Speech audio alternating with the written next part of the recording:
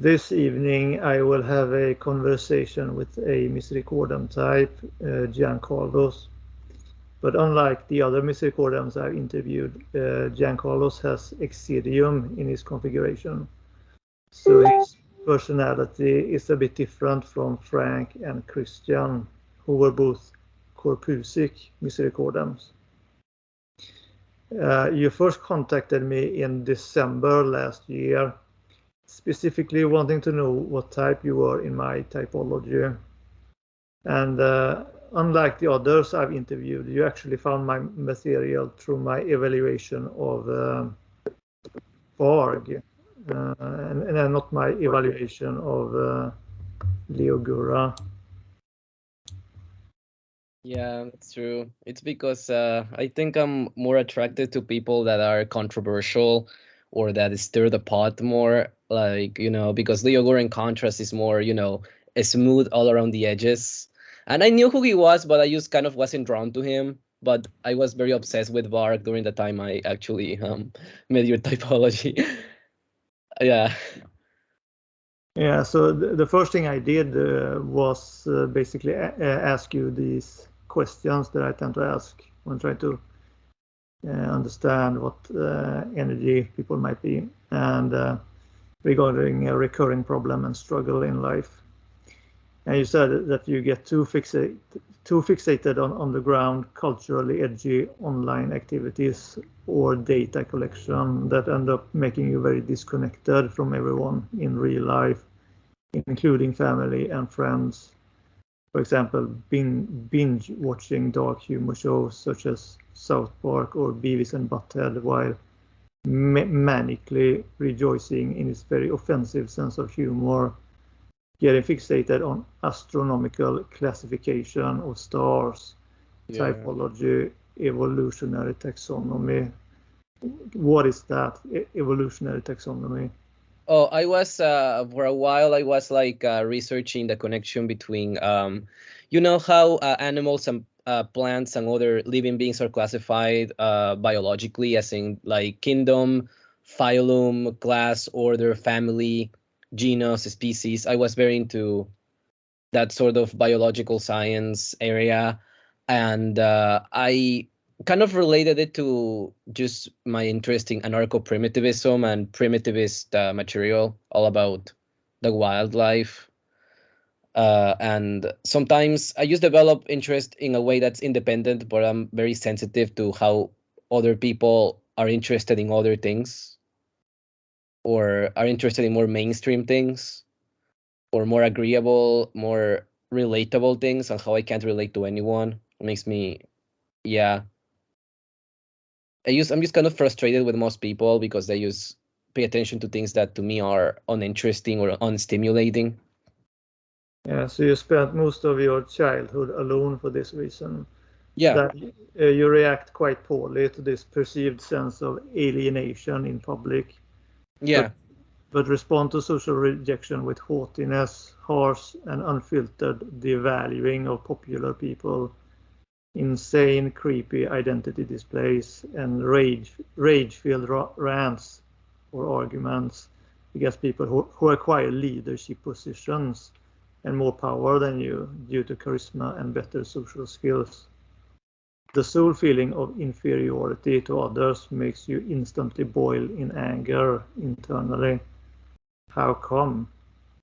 Yeah, it's just that like I have very strong sort of like mental escapism and emotional, like I dream a lot about my alter egos and different things that I could do with my life. And sometimes I have plans and projects. For example, I could start a podcast about astrology and the Enneagram and have people over, but I just have a very impatient and easily frustrated, easily angered personality that makes people don't want to be around me. And because it hurts so much, that because it happens so many times, and I have I have such a little tolerance of shame or being, I guess, inferior, that I kind of, I mean, I don't explode immediately in people's faces. That's more mental health related, but I kind of keep it on the inside. Like inside, I feel like I'm boiling in rage and it shows on my eyes, my facial expressions, and people think, wow, this guy is intense, wow, and they just don't want to interact with me. They think I'm too much.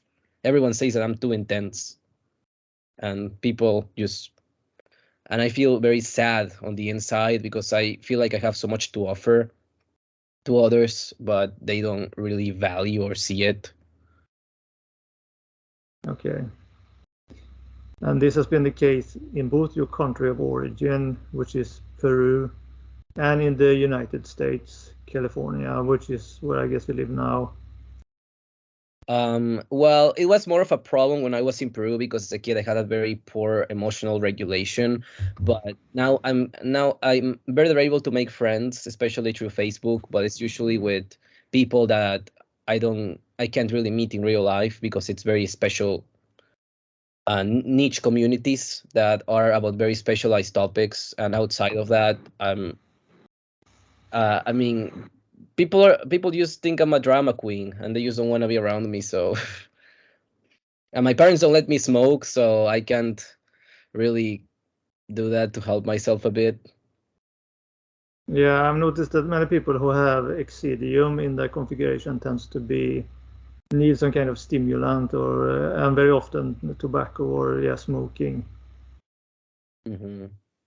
Although I mean Exidium would be the one energy that we have in common, but I have never really felt that drawn to trying tobacco or smoking or things like that. So I don't know. Well, I guess it relates to the abstractum. That is my primary energy. It's not very. It doesn't have that strong needs for things. Yeah, it seems to me that you don't get as like anguished or pain on the inside, and that you need to mute the pain with something, which is, I guess, a huge difference between you and me. Like abstractum is just very. You guys can like ignore things and put a boundary there more easily than Gratum, or especially Misericordem and Libidinum types that more easily become, agitated or needy about stuff with Exidium. Let's see where we.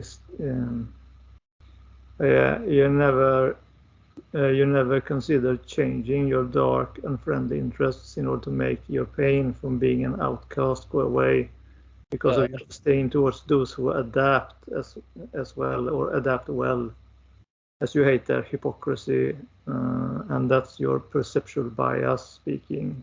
You seem kind of self-aware in the way you.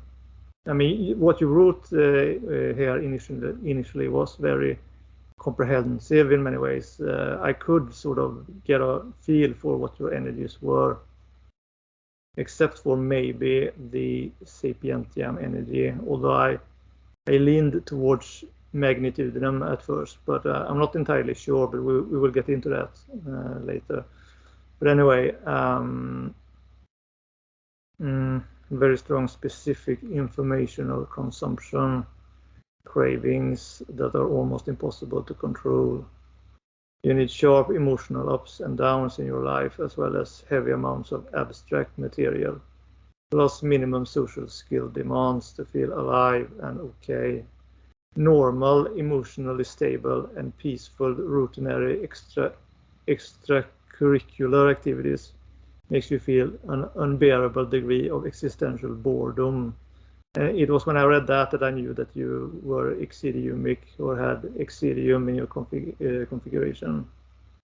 Because I can relate to that as well. The difficulty hanging out with other people due to the fact that it's easy to feel bored among them. Yeah.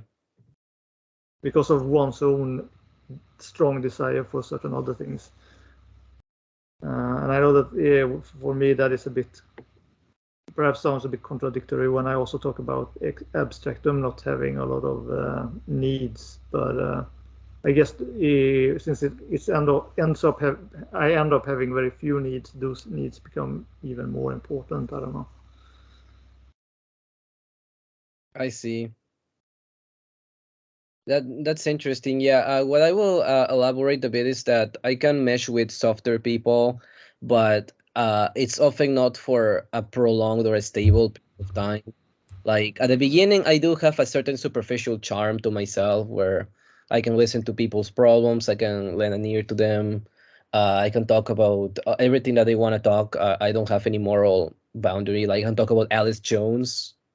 You know Alice Jones, right? Yeah. Or talk about serial killers like Richard Ramirez or or Charles Manson or abusive parents, and like they can just tell me all the negativity in their lives, and I'm not gonna judge them for it.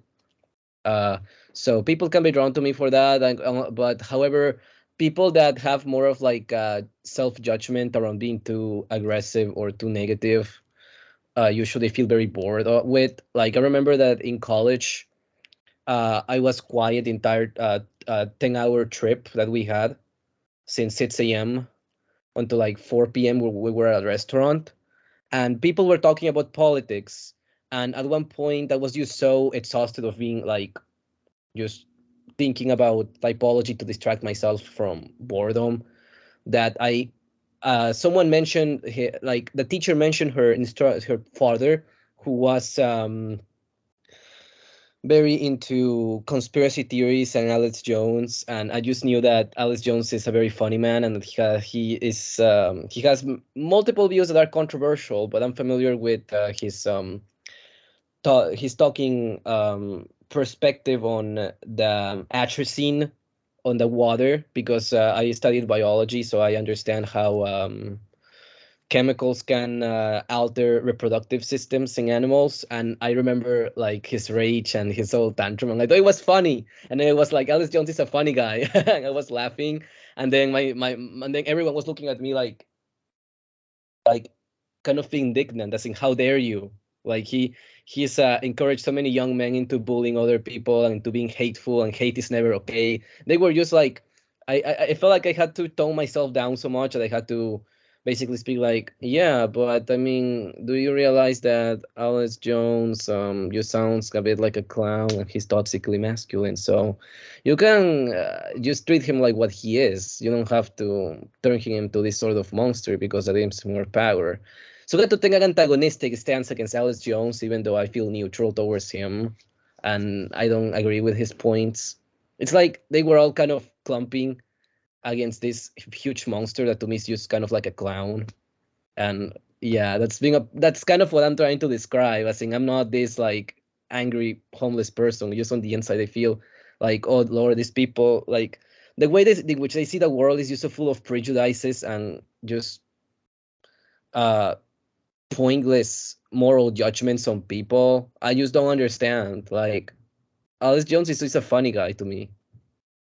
Yeah, yeah, I don't take him seriously either. And this idea of canceling other people is not something that would have occurred to me, or what I would have like initiated. It's more like, when I see someone I disagree with, I want to like challenge them, like with better reasoning, or just, I don't know. I mean, you can make funny memes about people and things like that, but when this seriousness, this tendency to easily get offended or easily shocked, yeah, once you start to understand or realize that other people have this sensitivity or prejudice or need for people to act with a certain, they might use the word dignity or like use a proper tone and things like that. I'm like often like taken back because that's so different from my psychology, and I think that a lot of people with exitium often feel that way. It feels suffocating and boring, and like other people are uptight. And it's interesting because you have Misericordem as your primary energy, which is also very sensitive. So do you feel some kind of conflict within yourself that you also feel offended by certain things? Yeah, many. Yeah, like for example, I got addicted to the Enneagram communities, and when people were trying to type me as an Enneagram 8, I would get very offended because it would poke a lot into my a lot. Growing up, I was very sensitive to people insulting or making fun of me or mocking me, and I will like lash out. Like I'm sensitive like a bomb, not sensitive like a wilting flower, if you know what I mean. That's kind of Yeah, the between the corpusic, more sissy mindedness, and the Misericordem exitium, sort of intense, kind of explosive energy. And I had instructors that were very ruthless. I would just like grab me by my arm and kind of pinch it or pull it or be very physically brusque with me. And on the inside, I will be afraid of them to the point where I will just sulk inside of myself and just introspect and think about traumatic experiences, and to the point where I will be shaking. And it will happen for like, I remember when there was a soccer competition and I had a teacher grab me like that, a PE teacher, like a physical education teacher, and I was just like, and he was probably an exitium type, which is kind of like the charging ball energy that Naranjo described when he described the Enneagram 8 type. So when people see my intensity and they are thinking that I'm that kind of like hyper masculine kind of sort of like macho man, I'm like what the fuck? Like, really? What? I don't know. I just get offended because I'm not like that at all.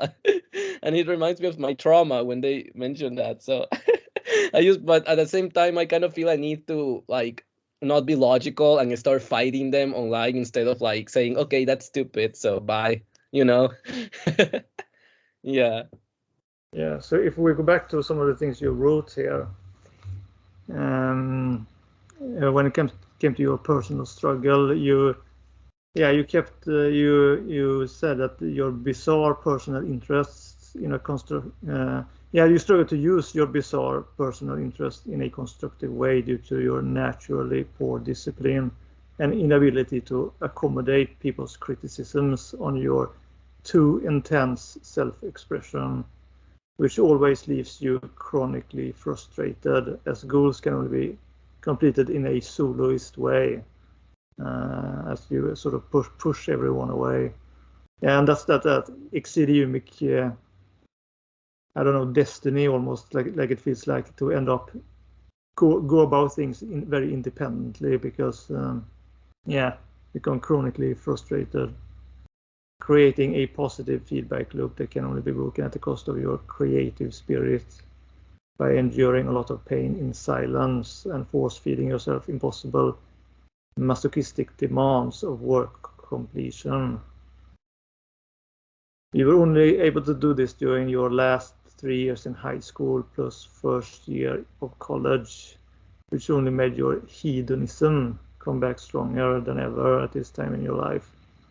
So we were talking a bit about whether or not you had a magnitude because you felt like you had a lot of demands on yourself, demands of work completion. But then you said that this was just a brief period in your life or something. Yeah, it's not natural for me. It's just that my mom has magnitude in her configuration.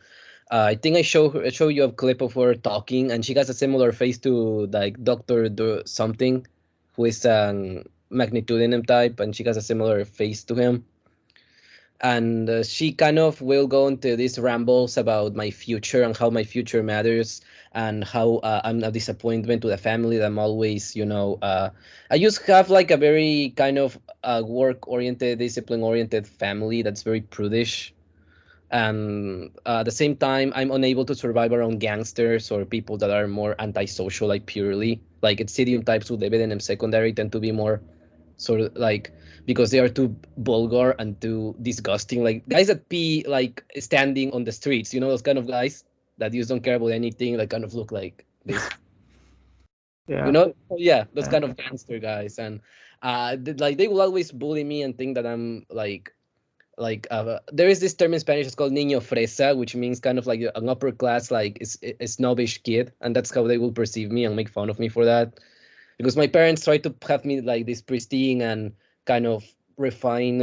It's just, I don't know. I naturally am also a little like more focused on my own refinement and intellectual interest. So, but at the same time in school, my parents, anytime that I will be like playing or wasting time, my mom will be like, "Amor, hey son, time to do your homework." And I go, "Okay, all right." I will just obey, you know. And when I moved to the United States because my parents just hated me. And my uncle, who has a PhD, will be saying that I need to go to high school, that I can't skip school. And at one point, I just was obsessed with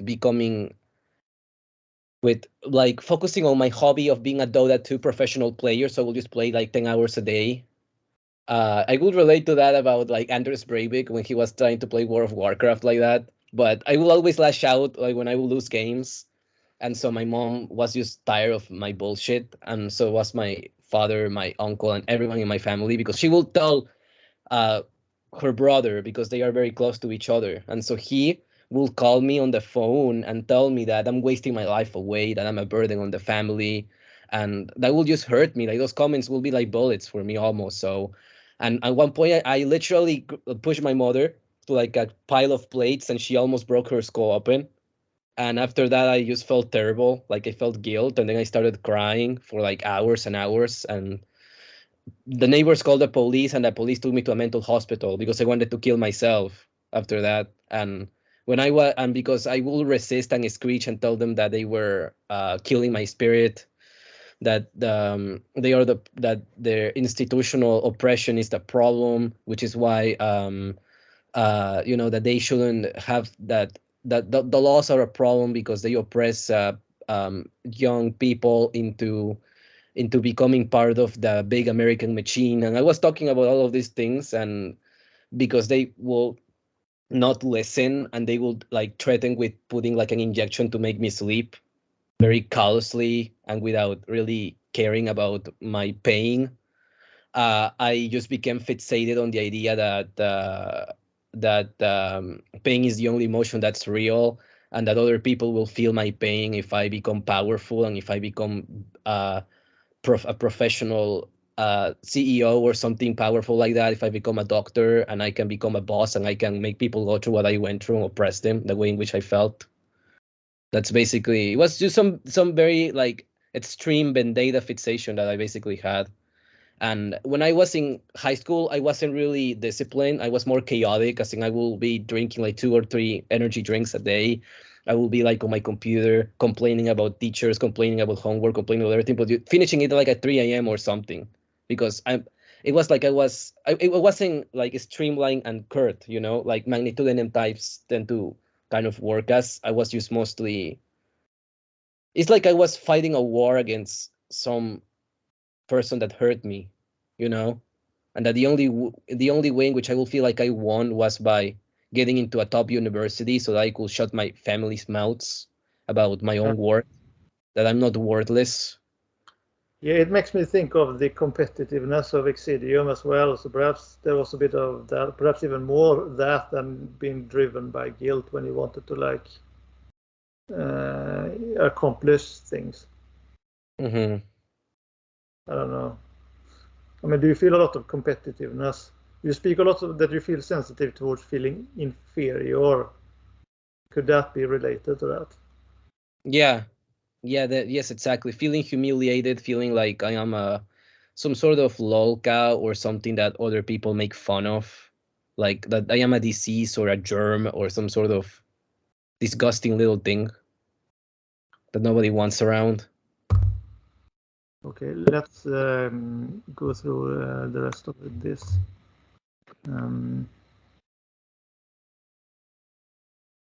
Yeah, you spoke about your hedonism, and yeah, and that's like the intellectual stuff, and like smoking and things like that.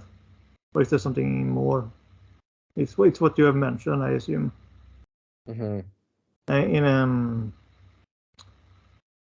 Right, you say that you're too self-centered, irresponsible, and narcissistic for your own good, but also feel an overwhelming amount of shame for this.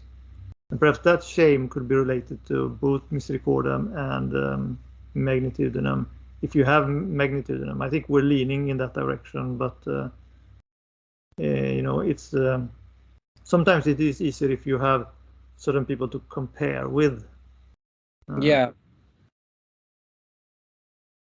And yeah, so and we have not. You are like the first exitiumic Misericordem that I've had a chance to probe or talk more in depth with. Otherwise, we are like stuck with certain famous examples like Valerie Solanas or Hitler. Hitler. Who I think, well, she probably had abstractum because she was very quiet and awkward and weird in a way. So yeah, I don't know. But anyway, I'm usually quiet and awkward as well in public. It's just that when I talk to you, because like you are an interesting person to me and your system is interesting to me, I become excited. But I can send you clips of me talking normally or in public. I usually don't talk to anyone. So I think Misericordem in of itself can be more of a low-key sort of background energy, unless you get them turned on, I guess. I guess that's how I am. Like right now I'm in an on mode because I'm talking to you. But I think we agree that you don't have abstractum in your configuration. Yeah, no, I'm too much of a mess to be abstractumic. You say that you have a compulsion to speak or talk, and that you talk very easily. That's when I'm interested in something, but when I'm not, I have a compulsion to not talk, actually. Okay. So sorry if I didn't elaborate enough. Yeah, and you mentioned this kind of misericordemic tendency to blame the external world around you for not accommodating your divergences. You lack an innocence that tells you that this is wrong. You lack an innocence that tells you that this is wrong because it hurts people, and I'm not special, as you have been hurt and ridiculed by people all your life. You can make exceptions for fellow unpleasant people and those who are genuinely non-judgmental. But you hate yourself even more for this, although much less overtly due to pride and fear of feeling publicly humiliated. And then later on, I remember, okay, so that's what you sent me in the original email. And it was fairly easy to, I mean, I suspected that you were an exitiumic Misericordem with probably magnitude in your configuration. But yeah, and that was sort of confirmed when I first saw you on video. But actually, you reminded me of a female classmate who had fiducia in her configuration. She was also exitiumic Misericordem, so I think I mentioned that, like, but she was a girl, and you said that you used to be a girl, and you had transitioned. Yeah, I mean, technically, I just kind of wanted to purge myself from the like this sort of libidinemic socialization that's pushed onto people that are assigned female at birth, because I wanted to purify my essence or who I really am, and I feel like a lot of the social constructs around femaleness are very biased towards libidinum women and some corpusic urbanum women that are kind of like more soft and kind of cute. You know, there is this sort of pastelish, rosy, pinkish, girly cuteness that I just never saw in me. I know I'm neurotic and that I'm emotional, and I remember a psychiatrist telling me, "You have feminine features. You look like a woman," and I was like. But I mean, if I were a witch, you know, like Valley Myers, like that would be a cool feminine role model. But I just wanted to sort of rebel against society for trying to turn me into this bubbly person, like the media and my parents and everyone.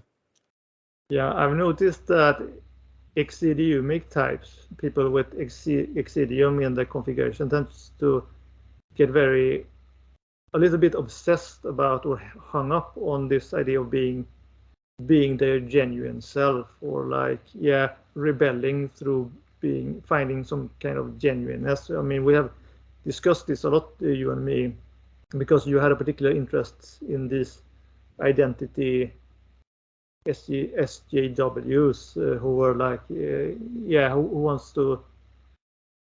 wants freedom for their own gender identity and all of this stuff. And we kind of looked at some examples of like infamous people who have been become famous on the internet and things like that, and most of them seem to have Exidium in their configuration.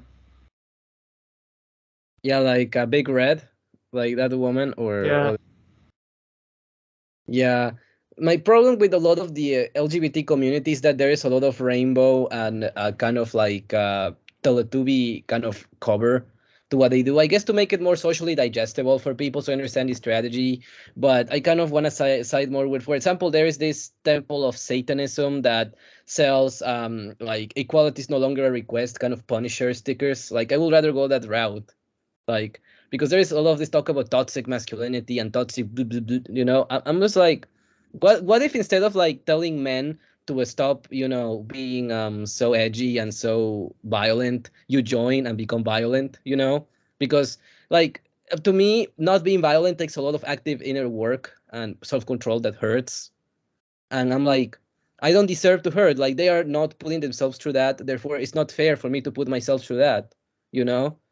And I know that I have sensitivity, so if I get too violent, I will get hurt or punch, and I won't be able to make it. You know, I will probably cry or something, and people will make fun of me. So my option is to like spread hatred, you know, towards like toxic masculinity. Like you can, for example, I had an idea. What if like a phallum, instead of seeing it as a sword, you see it as a leash? And I had all of this like kind of like misandrist ideas. Like it's like you can neutralize hatred with more hatred. Like I don't understand why hate is never okay. Fuck you. Yes, it is. I love hatred. I am a hate machine. I will protest against most of the LGBT kind of rosy and toxic positivity approach. But I'm still, you know, a divergent person, of course, and I need acceptance or I will die. Literally, like people will throw rocks at me. Yeah, it's like I talked about in my conversation with Casper, that it's very healing to feel understood. Mm-hmm. And I guess that's why you felt offended or upset when the people typed you in a different typology, so that you did not agree with this identity that they were putting on you and things like that, I guess. Yeah. Let's return to that later. First, one of the things that you emphasized later on as we talked more and more, you're saying that the biggest recurring issue throughout your life has been seeing how you easily fail to implement your interest in ideas in a way that makes you powerful and helpful to those who suffer the most, which makes you constantly frustrated with yourself. And then you already mentioned this, that your mother said that if you think too much, you will become a schizophrenic homeless person, and that you are perhaps on a path to become that way. And you got terribly offended by that specifically. You find that you are not so sensitive in a general sense, but are hypersensitive to people seeing you as being useless or laughing stock. And yeah, that's what you mentioned, as helplessly submissive and inferior. And then you said that since I don't have Misericordem in my configuration, that you are not sure if I can understand how intense the pain is. And you want to become less sensitive to this BS, but you don't know how to do it in real time. Now I'm wondering, I mean, it's true that I don't really understand because I don't have Misericordem, but I guess, I mean, would you feel better? Would it ease the pain if you felt more understood? Or like, I guess, because if people understand that part of you, they would act with more tact and not trigger you, so to speak. Yeah, it will definitely help if people just at least attempt to have more of an open mind towards me, because and with tact and a certain like more adult politeness, not necessarily condescending. Oh my God, you're okay. You're okay. It's okay to be yourself. It's okay to be gay. You know, like is it okay to be Satan? To be provocative like that, and then people like it's just a joke, and people get so offended. I'm like, he's just Giancarlo is Giancarlo. People say, yeah, okay, you are a special Giancarlo, and I'm like, I don't know. I have some problems that I have to work through. Like, for example, I remember that when I listen to Tom York's song, I don't know what his configuration is, but that I'm a creep, I'm a weirdo. Like I will listen. I literally wanted to buy like underwear where it says I'm a creep, I'm a weirdo, because that's basically how I feel all the time. That I'm a weirdo, and perhaps I'm kind of latch onto that identity of being a weirdo, so that I'm kind of perhaps there is a part of me that enjoys making people uncomfortable, that is sadistic, and it's part of the game when I'm just, probing them into hating me. So that's something that I need to fix, because when I actually want to be constructive and get to work through something, and actually implement my visions, my ideas, my plans, I need to work with people in a logical way. And in order for me to do it in a logical way, I need to respect their boundaries and not be provoking or trying to terrorize them with my expression. That's just not humane. That's almost like being a tyrant. I'm intimidating you with my like creepiness into working for me. That's just abuse. And I don't want to be abusive. So I'm kind of torn between that need of getting an ego trip by being this kind of I am evil, kind of like Richard Ramirez persona, and at the same time the need to be compassionate with people and listen to them and work with them as a team. It's kind of like an inner tension. I kind of don't know what to do with myself many times, because like I'm in an environment when everything is too peaceful and too sort of sterilized. There is a point where I'm just I start feeling sleepy. I start kind of feeling like I'm not alive, and I want a concert. I like That's why I love metal concerts, and that's why I want to buy a guitar and I want to become a musician. I want to connect with people in that way, with my intensity. Yeah, It's you seem to have had a frustration with libidinum people and libidinum culture, yeah, and you never understood the appeal of music until you discovered heavy metal at the age of 10 through the internet. yeah. I don't know. Like I like there is a lot of this cumbia sort of like music. I don't know if you know cumbia. It's like a very festive sort of folksy but very jolly sort of music that people like.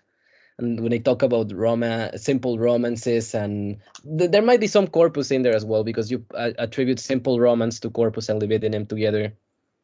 But Peruvian culture is very like that, about hardworking farmers that want to have fun after doing all of their things. And I'm like, yeah, how about, how about, you know, instead of working hard at the farm and being the person that's picking up the crops and putting them in bags, I want to be the boss that's like commanding people into collecting the crops for me. It's like there, I don't know, but at the same time I feel bad when I'm exploiting people. It's like this sort of tension. Exitium wants to dominate, and Misericordem wants to, I guess, heal people's wounds or injustices. So I don't really know what to do with myself. So I guess protesting against injustices of idiots, it's what drives me. But I kind of I'm kind of too vulnerable to do it in a normal conventional political way. So maybe I have to go to music, because in music you can be vulnerable and move people through your vulnerability, because that's kind of what I want to do. It's like I'm aggressively vulnerable is what I call myself now. Aggressively vulnerable. Okay, so shall I go through some of the keywords for the Yeah, sure. energies and see what you identify with? So with Misericordem, I usually describe them as high sensitivity and dissatisfaction as a result of that, squeamish, concern with purity, almost a kind of idealism sometimes, empathy, trouble with pain, easily hurt, tense and high strung, and they often somewhat complex compared to other people. Yeah, that's me. Definitely all of them, especially the high strung part, because yeah, I'm usually kind of startled or easily kind of buzz, as in if someone does me pick, I kind of yeah. What about squeamish? Squeamish. Oh yeah, I hate rashes. Like when mosquitoes or bees like around the pool want to like poke me. Like I remember want to like sting me. I'm literally scared of them, or I want to kill them. Like when it comes to mosquitoes, I just get angry, and I will spray myself with repellent, and then I will just be kind of paranoid about getting stung, because when I get stung, my anxiety makes me scratch the rashes to the point where I leave like wounds in my skin, and then that looks ugly and aesthetically terrible for my career, and for my need for beauty. I guess I need to look attractive. uh and so I kind of rant or go on to like meltdowns about how much I hate mosquitoes and I want them to go extinct. I even went onto my computer and look up the studies that will try to make mosquitoes go extinct and all of that. And with bees, the thing is that if you kill them, they all come after you, so you can't really, just kill one when they are bothering you in the pool, because at the pool where nearby where I live at, like you can see like at least like 5 or 6 like bees on the pool kind of drowning, and I literally will look at them and be like, ah, and oh my god, I'm gonna call my boyfriend, oh my god, there is a bee, oh my god, oh my god, I just want to fucking swim, please leave me alone, kind of thing. Yeah. And So you also mentioned in one of our group meetings that you used to be resistant to want to kiss people or something like that. yeah, when people want to kiss me, like, no, stop, get away from me. It's kind of like an ew. Like I hate like saliva. Like I remember when I was a kid, when people will drink water and then offer me their same water bottle, I will be like, ew, there's your saliva there, I don't want it. Yeah, but I've overcome that now. But even the idea of kissing people was disgusting to me until I got in a relationship. It's like if there is no chemistry between me and a person, I don't want any of that gooey like bodily fluid contact with them. And what about purity, concern about purity? Of my identity. I mean, that's why I transition. I want to purge myself from all of that socialization of like socialization into me, and that's why I transition as a way of, okay, if society perceives me as a man, then I'm going to be able to purge myself from all of that contamination of my identity, and also a reason why I'm passionate about getting on Enneagram forums is because I am Peruvian and I understand the archetypes that Ichazo and Naranjo were trying to describe, and they have been polluted a lot with the American sort of bias towards applauding urbanum and exitium sort of assertive people, and some libidinum types as well. Yeah, but when I mentioned purity, I was thinking more of not purity of like ideas or purity, but more like purity related to this idea of being wanting to get rid of filth or vulgarity. Oh yeah, okay, I know what you're talking about now. Guilt, vulgarity. I mean, when I was a kid, I remember I saw a lot of graffiti, sort of, kind of like thuggish, sort of. The Mara Salvatrucha gang, right? When they just have a bunch of like ugly tattoos, and they have like the sagging pants. I remember that I will just look at those people and be literally repulsed, and that's why I kind of have a need to dress with high brands, and I have a need. I shower every single day. I like to smell good. And anytime that someone is, talking in this kind of mumbly way, like, reggaeton and mumble rap, right? Do you know those musical genres? Or yeah, No. you're Spanish. But there is this musical genre that's very popular where I am, which is called reggaeton, which is like a blend of how can I describe it? Music that is this like new age hip hop era where like there are black women with like very big butts, and men talking about how they like women with big butts, and they like big cars, and they like to have money and show it off, and they have grills on their mouths. You know that kind of culture, right? Or not? Yeah, I think I know what you're talking about. Yeah, and anytime that my boyfriend puts a song like that, I tell him to turn it off, that I hate it, that it's disgusting, because it turns I don't know, it's just you feel shallow to me. Shallow, and shallowness makes me think of animals. I kind of feel like entertainment needs to be more intense and sort of aiming for that divine, for something more divine, something more deep and abstract in a way, something more intellectual, and things that are worldly or mundane make me feel a lot of disgust naturally. like graffiti. Like I know some graffiti artists are very good at conveying their message, but as a kid, I just naturally tended to judge graffiti as gross and delinquents as gross. All of these like more like exitium types with living in secondary, I tend to be very kind of I don't give a fuck and just go around. It's kind of interesting that you seem to have been very frustrated with a lot of exidiums, even though you have exidium in your configuration. Yeah. It's like a love-hate relationship with them. Like part of me kind of envies how free they are to be just themselves and not give a fuck, because I feel kind of punished or I feel burdened by my own sensitivity. And I feel like I wish I were an Exidium, so my way of coping with that is by criticizing what they do. And so if we look at the keywords for exidium, we can see what you identify with. So simplicity and primitivism,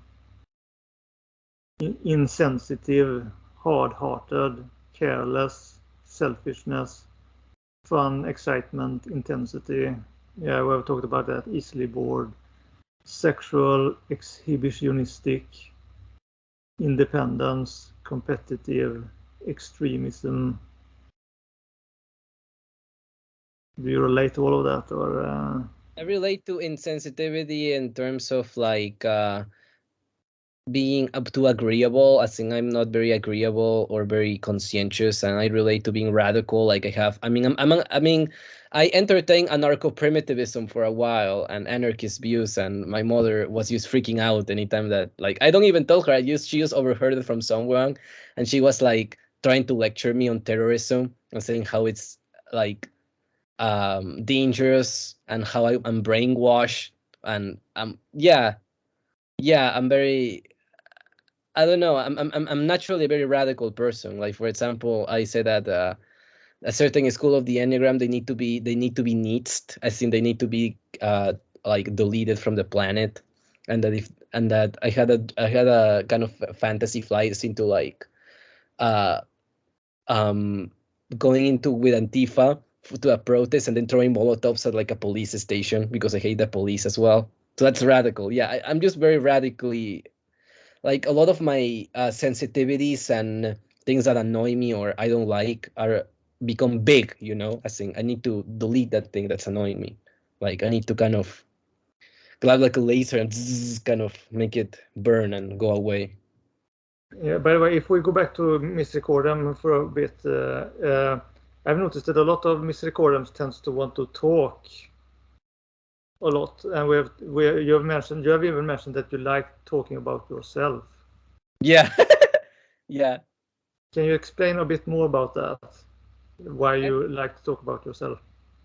Because I feel like I spend a lot of time just like escaping from reality, taking drugs, and kind of exploring different alternative worlds where I'm doing different things. And when I see people like Robert Crumb creating comics and making a living of like being an artist, or I see people like Mario Baba making horror films, or people like Ville Valo making all of these dark romantic songs, I get inspired. I feel like I myself I am like a repertoire of art and cinema and dark cinema. And if you talk to me, like all of the experiences that I've been through and all the different hobbies that I have, you can just talk to me and I can give you some like dark entertainment. And I've actually found, you know, platforms where I can do that. But the problem is that whenever I feel misrepresented or some part of my narrative is not well constructed, that I need to keep a professional demeanor in order for me to have a career, you know, to be successful at it. And I fail sometimes because I get like, no, not that way, you know. That sounds a little bit like fiduciam, wanting to like inspire people with your stories and things like that. Yeah. I mean, Because I was wondering if this desire to talk about yourself might tie into the exhibitionistic tendency of Exidium.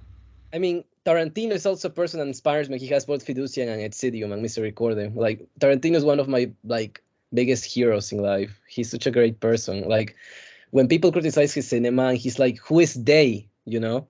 I'm like, I wish I were so resolute in that way. Like if people criticize my work, I will be like, "Who's they?" and just continue doing my thing.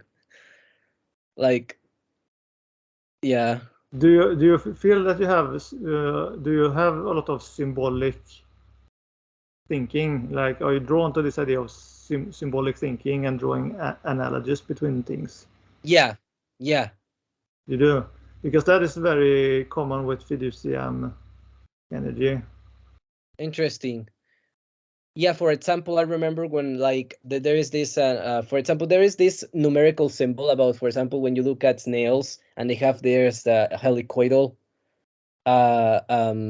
shells, and the galaxy, the Milky Way. That's also why I was fascinated by astronomy when I described it. You know, it has this helicoidal shape, and if you look at the hypnosis shape, it's also like a helicoid, like when it gets you into a trance, you know. And when you look at the shape, for example, of a phallus, when I was talking about a dick, well, it's like, you know, it can be interpreted as a sword, or it can be interpreted as a leash. It can be interpreted as a cylinder. Like, yeah, I think like that all the time. That's the way I think. Yeah, I'm wondering if yeah, if you might have a fiducian rather than magnitudinum. Yeah, I don't know how magnitudinum's thinking that way. I don't know. I don't know. Hitler had magnitudinim, right? Because he would Yeah, talk about the I think greatness of white race, and I don't know. White nationalists are just goofy to me. Like I used, I used to laugh like when I listen to what they say. yeah. Now magnitudinum have a bit of that symbolic thinking as well, like taking ordinary things and putting a more powerful name to it. Sort of like how the golden one calls the going to the gym as going to the temple of iron, for example. I'm not sure. I'm not sure if that qualifies exactly as symbolic thinking, but it's kind of similar. I mean, there is a bit more of that in magnitudinum than in abstractum, I think, because I don't really think symbolically. Let me think about that for a second. So the way in which I see it is, I mean, I used to call myself hate machine. Like, you know, War Machine call himself War Machine. I call myself Hate Machine when I was like attacking Enneagrammer universe, or on the big hormone Enneagram people like John Lukovic. I went into one Discord server of people that support his work, and I call myself Hate Machine.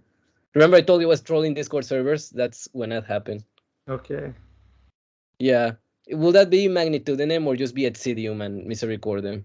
I think that can qualify mainly as Exidium, but I don't know.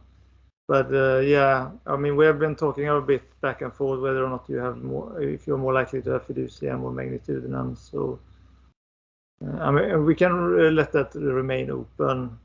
Mm-hmm. Like I said, it would be good if we perhaps could have encounter someone who has similar configuration as you, and then we can perhaps.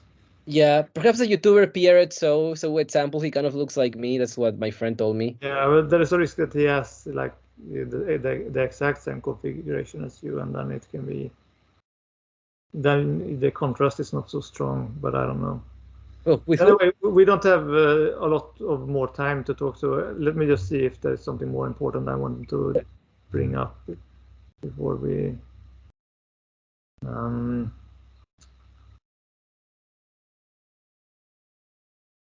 Yeah, also this when you said that you're a hedonist of the mind, that also reminded me a little bit of fiduciam, how you are interested in like exploring various ideas and astronomy and things like that. Now, some of that can be any of the sapientiam types, so it depends on how strong that hedonism of the mind is.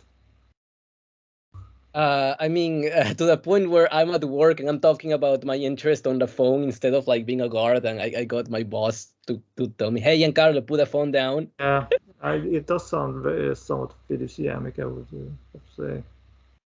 Yeah, I will send you more pictures. Maybe you can see something in my pictures. I don't know.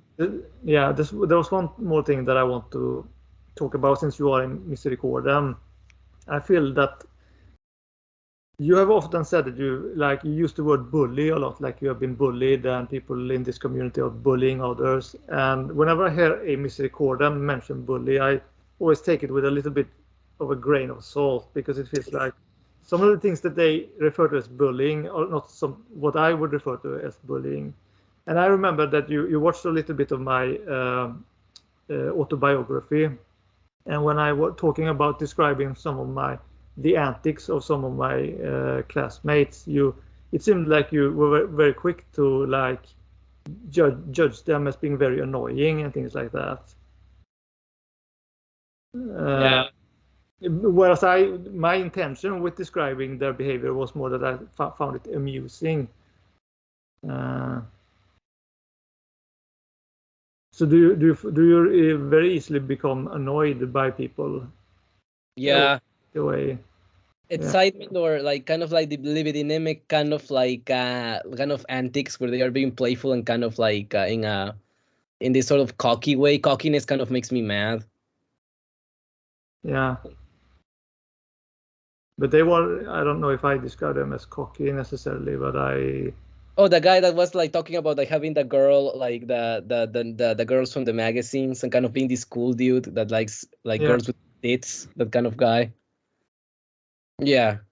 And see, he's just kind of chilling with his sunglasses with all of these like beautiful blonde girls like on his sides, like, you know, that's a kind of vibe that I got that he was maybe thinking of.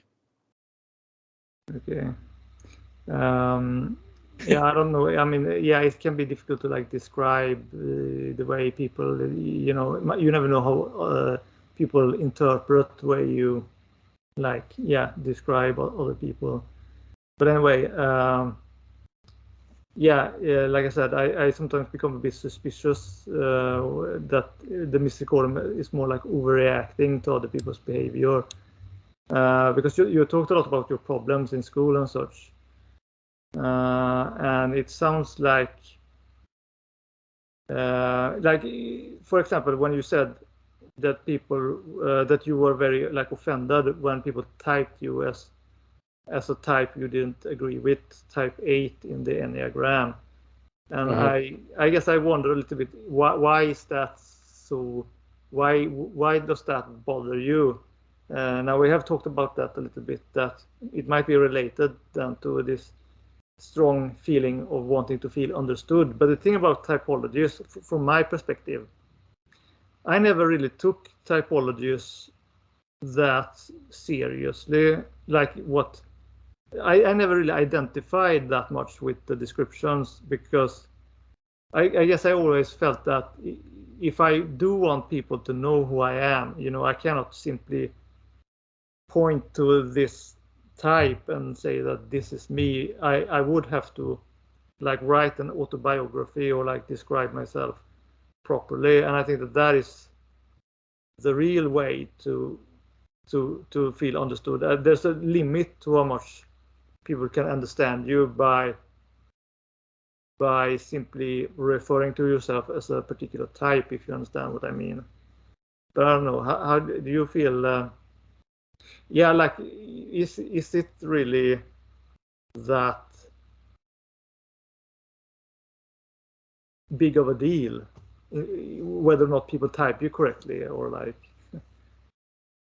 Well, you're right. Is that it's not that, it shouldn't be that big of a deal. You're right. It's just me being having poor self control. It's just like when I think about people like War Machine, or I think about people like Elliot Hulse, or when I think about people like Alex Jones, even though he's not an Exidium type, he's, because there is like archetypes, you know, and I'm not like them. Like Yeah.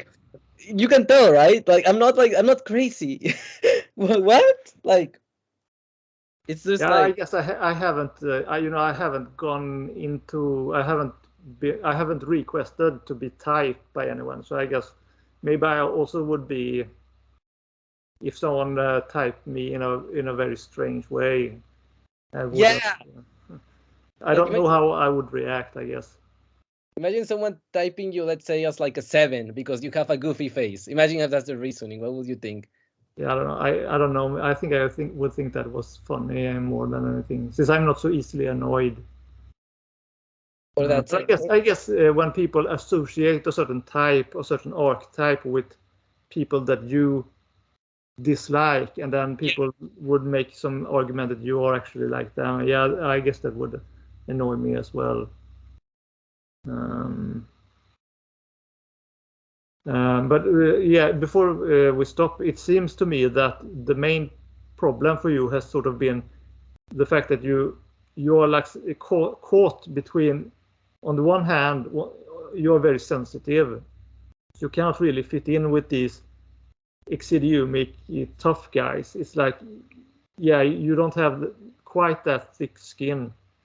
But at the same time, even though you are kind of sensitive and a bit like sophisticated in some sense, that you like purity and things like that, you still have this need for certain kind of crazy, like Exidium has, that you're easily bored when people are too tame and sensitive as well. So you're like, it's like you can't be fit in with either side. You're like somewhere in between. And would you say that that's the main issue for you?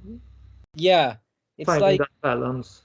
Yeah, that's why. Yeah, exactly, and that's why I'm into the God subculture, because it has the right balance of those things. You know, there is sophistication, there is class, there is intellect, but there is also darkness, and there is also depth and profundity, and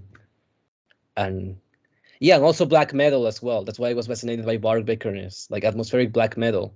Like I'm very into the black metal community as well. I'm a black metal head as well. Like the aesthetic of evil really attracts me and draws me in, and a lot of the thuggish people don't have that. Yeah. So you think that you might be able to find more like-minded in those communities? Yeah, definitely. Okay. Well, that's good to hear. Well, is there anything else you want to say before I stop the recording? So your final leaning for my sapientian energy is fiducian or magnitudinum? You don't know? Before this conversation, I was leaning towards magnitudinum, but after we talked now, and the fact that you agree with the symbolic representation, and yeah, I don't know. I mean, I think that you might actually have fiducium in your configuration. Yeah, my boyfriend also told me I have Peter Pan syndrome because I'm irresponsible and I kind of depend on other people financially. Is that more fiduciamic, as in? I don't know if that is. I mean, that could be exitium in combination with. I mean, I'm not sure. Yeah, because like I don't know, I feel like people like Benito Mussolini feel very different from me. They're more militant, kind of like a Yeah. bulldog. I'm not like that. I'm more of like an eccentric weirdo. You know what I mean? Yeah. Mad scientist could fit me actually, with all of my Enneagram kind of talks. But we will see, because the Misericordem and Exitium have a similar intensity to magnitude in them, so it's hard to tell. But at least you know that I don't have abstractum because I'm not conserving my energy like you guys kind of do. Like Yeah. I don't have. I have had some experience with the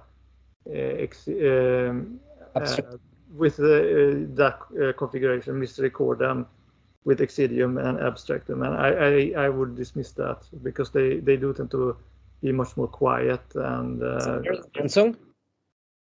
Marilyn Manson, does he have abstractum? Well, yeah, he might have. I'm not sure. I'm thinking more of a female example. So yeah, I guess I haven't come across a male example, but I would guess that they might be. Well, I don't want to go into that speculation right now. It's kind of off topic a little bit. Okay. But yeah, do you feel satisfied that we have covered the most important things regarding your type and your configuration? So thank you. I hope this will be of interest for people to get a different kind of Misericordem from the usual corpusic. I feel that there have been more corpusic types that have sort of contacted me. Yeah. And I guess that because exitiumic types tends to be less interested in things like spirituality. And of course, my system is not necessarily intended to be spiritual per se, but because I'm like a philosopher who wants to incorporate like an overview of as much as possible, I cannot ignore like the spiritual dimension, and then it ended up becoming almost like there ended up becoming a lot of focus on that. So, but it is, I mean, spirituality to me is like essentialness. I'm trying to convey it in a more in a new kind of way. So yeah, I mean, it is very relevant. But anyway, yeah, that's not really the subject matter. But thank you for having this conversation with me, and I hope you have a good rest of the day. You too. Thank you, Andreas, for having me on your channel. I really appreciate it, and I love your work. Your typology is amazing, and I love it. I'm going to promote it, and Thank you. Bye-bye.